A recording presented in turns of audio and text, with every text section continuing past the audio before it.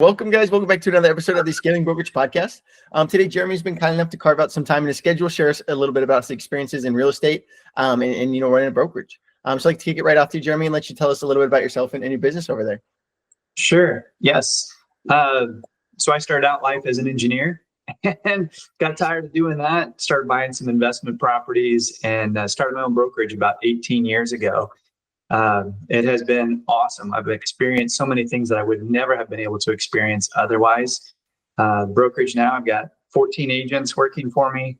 They're amazing. Part of my favorite part of the job is teaching and training. And so it's been a blast to see them really grow. Even yesterday, they did a buyer program online, and my heart was just so full seeing them doing that all by themselves, doing the things that I had taught them. So anyway, that's kind of what I've done. I sell a ton of houses, ranks me pretty regularly in the top percentage of realtors nationwide. So it's a lot of fun. It's a lot of fun. That's awesome. And that's awesome. You get to share that with some agents, underneath you at the brokerage too. Share the tools, how to do it, like you do it. So that's awesome. That's awesome. Well, take us back a little bit. I know you said 18 years ago was when we kind of made that transition from engineer to brokerage owner. How was that? How was it taking that first step for you? Well, I was 30 to real estate. Sorry. Yeah.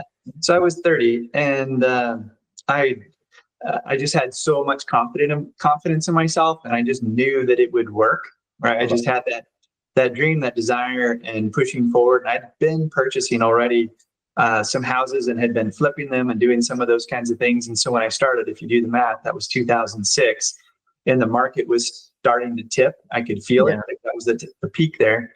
And somebody asked me to manage their properties, and you got to have a license to do that in Illinois. And so I got my license. Somebody had me sell one of their houses, one of the people that I was managing for. Light bulb kind of went off because I made a ton of money and had no risk. Oh, nice. So I'm like, I've got to get good at this. And so I started reading books and following podcasts, learning from everybody that I could. And I think success leaves a path. And so I've just followed that path to get to where I am now. I love it. I love it. Yeah. And having ones that come before us can definitely be, super helpful, and following in their footsteps and, taking advice from, different mentors we have in the industry. So that can be huge, as an owner, as an agent, and really any walk of life. That's awesome. That's awesome. Well, and share us a little bit about too, when you mentioned starting the brokerage 18 years ago, kind of how is that transition going from, I can't talk. Were you a real estate agent previously and then made that transition into brokerage owner? No, at the time, man, that was a long time ago right now. But at the time, you didn't have to work for anybody. So I've never actually worked for another brokerage. I've learned all of this on my own, self-taught, studying those kinds of things. So again, I only planned to do property management. Never planned to have a brokerage where I had other agents or even selling houses. Yeah. It's just, I've just worked as hard as I could to do the best I can for each person and really try to put them first. And one thing led to another, and here I am.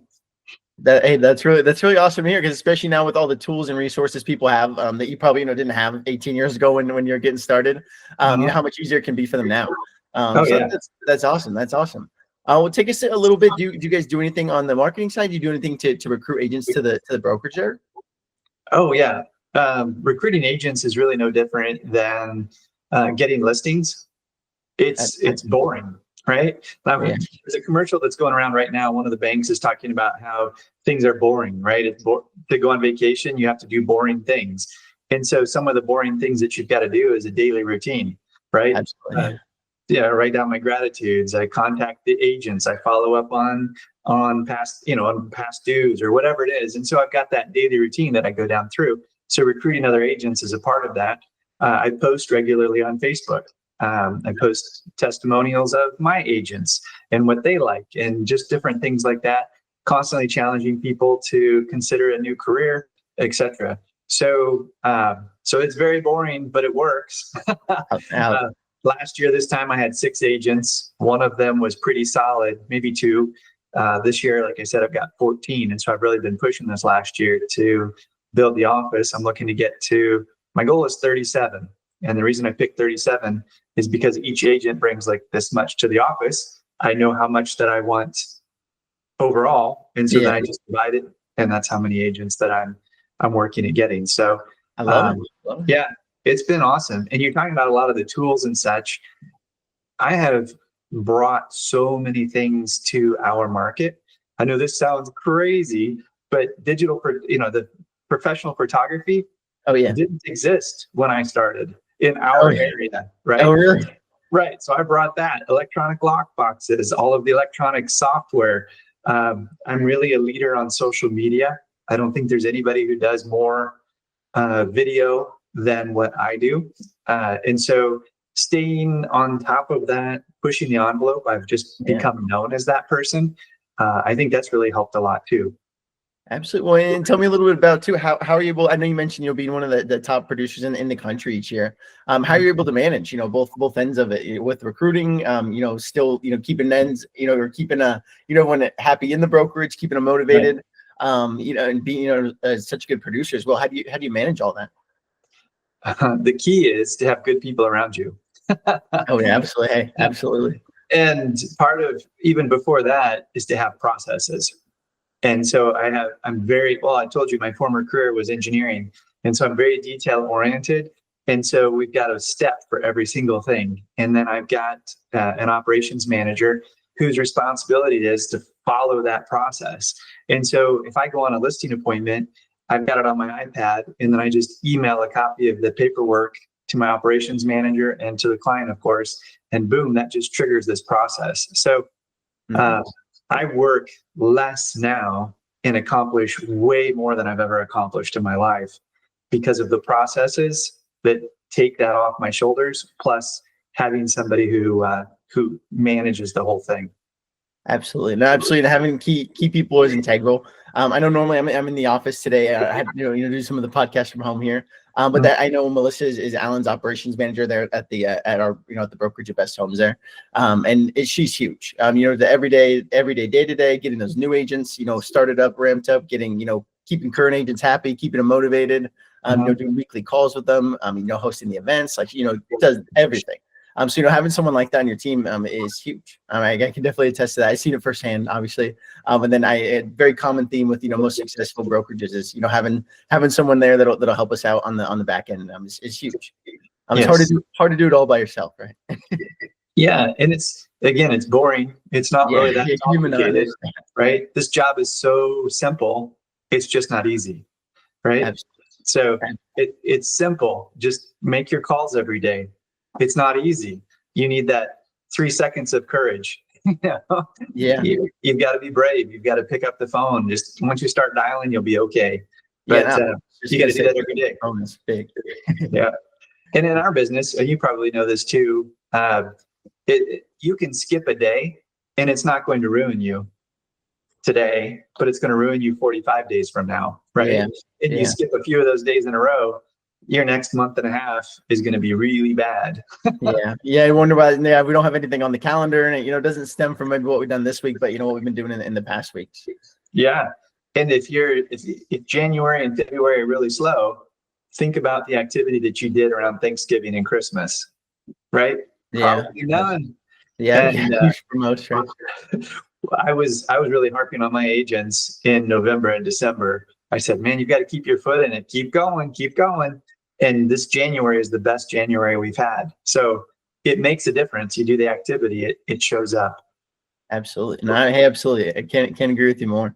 Tell me a little bit about what's kind of the goals for you. I know you mentioned, on the recruiting side, getting up to 37 agents. What's kind of the goal for you this year as far as, production wise, recruiting, everything kind of involved there? Yeah. I mean, my listing goal is always about one a week, right? One year I hit 83. That was awesome for me. Woo. That's very impressive. Thanks. I know that there are people who run circles around me, right? I know that's true. That's just me and my work, and then having, of course, my operations manager handle the paperwork, but she handles it for our entire office, which is kind of the nice thing. But I generally try to get one a week. And then with each of my agents, I've really been challenging them.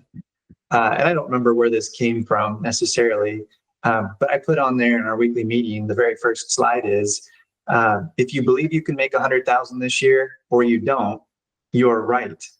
And so that's just that's something I put out there. We're in a small community, small, but 40,000 is our population. But there's no reason that every single one of my agents can't do that.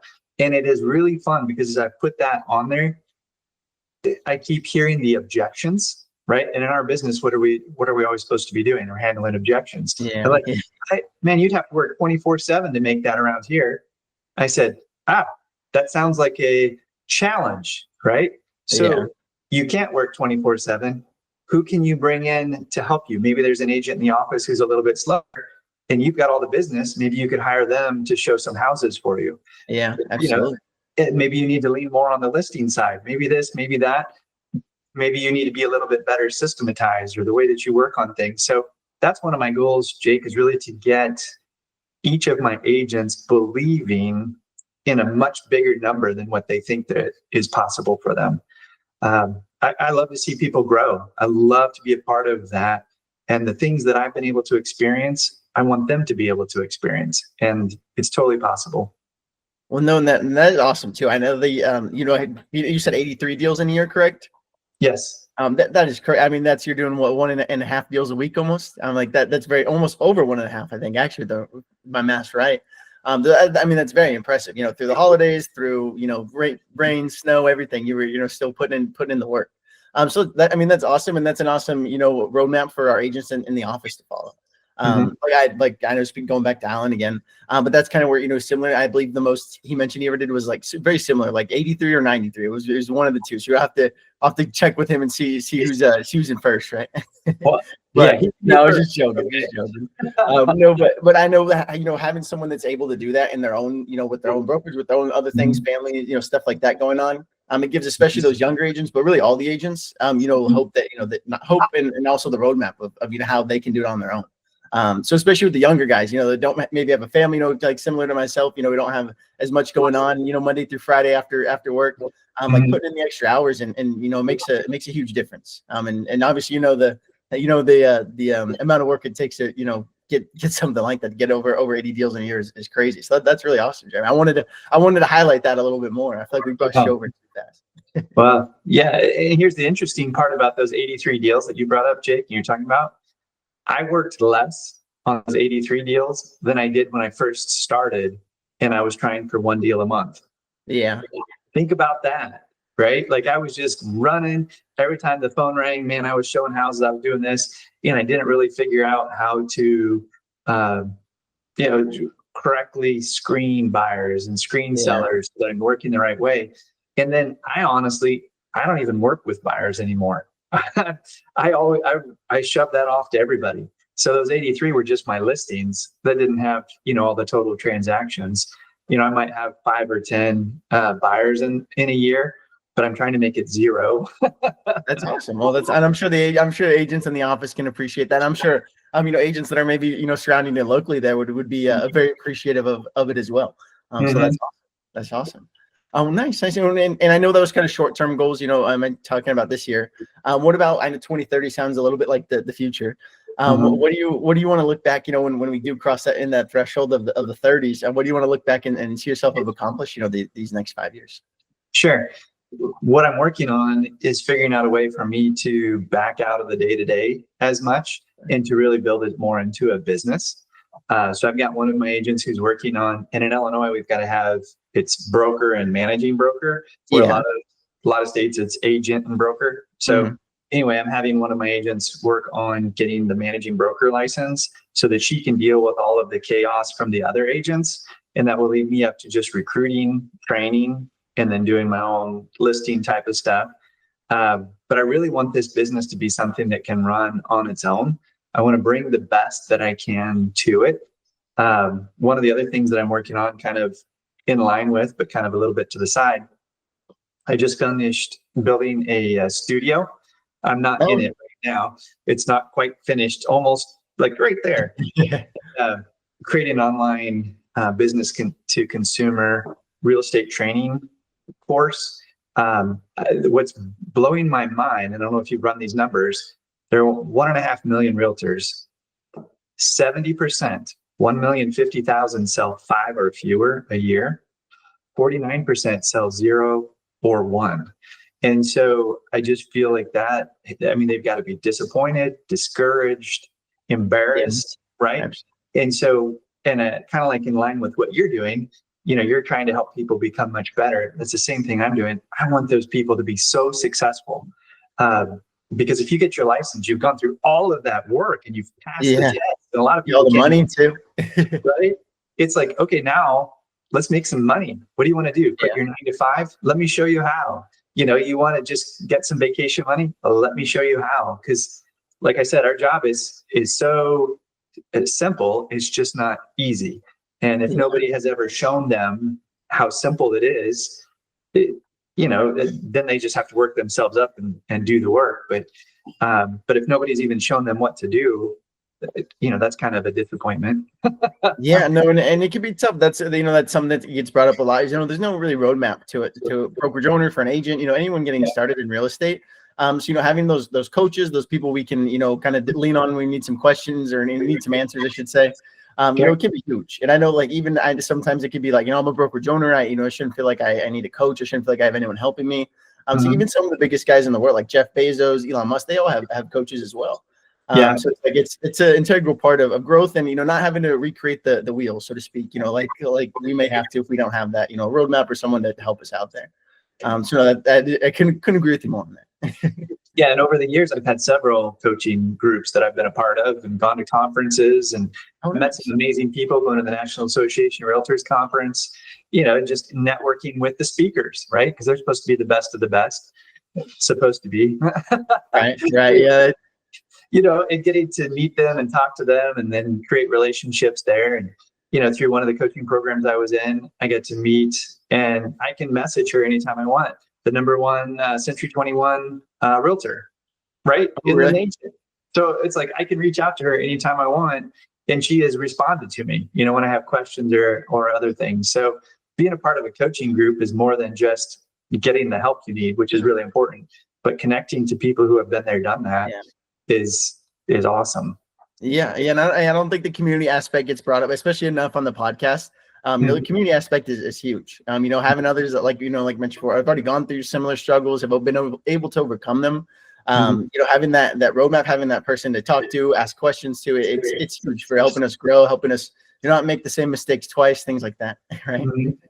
Yeah. Awesome. Well, and I know in kind of in closing too, I always like to ask, I don't know if you do have any, but you do strike me as someone that might have a couple good quotes. You like to think back to any quotes, times are going good, times are going bad, and anything like that? Well, so my agents make fun of me because I say kind of the same things all the time. But the one that makes the biggest difference is, if you think about it, little things done consistently over time creates massive result. Really let that sink in. Little things, you can't on Friday make 100 phone calls and think that it's going to make up for making 20 phone calls every day throughout the week, right? So it's just little things done consistently over time create massive results. But imagine, Jake, if somebody's making 20 calls a day, what's going to happen to their business? Boom. What if they could make 30 or 40 a day? They can't all of a sudden just try to do that 2 weeks worth on one day, right? It's not going to be the same. So that's what I really try to encourage them. Little things done consistently over time creates massive result. Another one is so easy to get discouraged in this business. It's a very simple. Next. Yeah. Right? Yeah, absolutely. Man, it was awful. That person hung up on me. You just can't let it pull you down. Next. You just got to keep going. So those are probably the two biggies that I use all the time. Yeah, and in the second one, kind of being able to move past, and maybe have a sour conversation go sour, or maybe someone gets the wrong impression of us, whatever it may be, is really big. I know, especially the younger, like my generation can, be more kind of thrown off by that. You can't let it ruin the rest of your day. You never know what you're going to miss out on, or what kind of opportunities are going to pass you up because you're, maybe upset or still talking about how they should have said this, or you should have said that. Right. So it goes a long way, and it's a real skill on being able to, kind of correct the mind and move past it, than rather just kind of dwell on it. And, like you said, let it mess you up throughout the rest of the day. And I feel like my job with my clients and then with my agents is to provide 20/20 hindsight today, right? So if the people that are listening to this or watching this, if you can just believe me that you will get past it. And running at the volume that I run, I generally encounter 3 to 4 clients a year that I don't want to call, right? When I see their number pop up, I'm just like, oh. But after you get the deal closed, after a little bit, I tend to forget about them. So it may seem overwhelming today, it may seem awful. Just do the work, get through it, do the best you can for them, and move on. You'll get through it. Like, this business is so doable, and it's absolutely amazing if you put your effort into it. No, absolutely. And on both, on both sides, if you're an agent out there listening, you're an owner out there listening, Jeremy should be motivating you on both sides, being a very high producing, on the broker agent or broker owner, as an agent, be very high producing, I should say. And then at the same time, still being able to scale and recruit and, be consistent in follow-ups, things we can do on either side, that are helpful, and not a lot can do it on both. So that's really awesome that you're able to maintain and still grow and on both ends of your business. That's awesome. Yeah. Well, again, it goes back to having a system in place and doing very boring things consistently. Small things done over time create massive results. And I'm proof of that. Absolutely. And real estate, it can't be more true. Making those deposits, building those bridges, I like to say, for others and, friends, family, whoever to come across, they go a long way. You never know who we're going to get connected with, and just by, putting our best foot forward. Yeah, absolutely. Love it, Jeremy. Well, let the people know, if they're local to you there, and I apologize, I missed if you said in the beginning there, I missed when I was taking my note. If they're local to you, let the people know where you're at, in the United States here, and then let them know where they can find you as well, like Facebook, Instagram, email, and anything like that. Yeah, I'm in Quincy, Illinois, which is right on the Mississippi, the mighty Mississippi, which is pretty awesome. Kind of a small community, 40,000 people, but yeah, you can find us. Farlow Real Estate Experts is our company. But then if you're interested in the training side of things, novice to expert agent. Right now I'm only on Facebook. Our website hasn't even launched yet. But novice to expert agent, I think it's just going to be such a crucial key training tool for 70% of the realtors out there. They need help so much. So yeah, I would absolutely love to connect with anyone that way. Absolutely. Yeah. If you guys heard, if you're there in Illinois or anywhere, looking to kind of, boost our numbers, who better to follow than someone who's doing it themselves, right? So that's awesome. That's awesome, Jeremy. We'll link everything down below for you guys as well. So if you have any questions or want to get in touch, we'll have everything down there for you guys. Make it nice and easy. But again, we thank you so much, Jeremy, for coming out today. That was a really fun podcast. I appreciate you carving out some time for us here. Yeah. Well, thank you for inviting me. I appreciate it, Jake.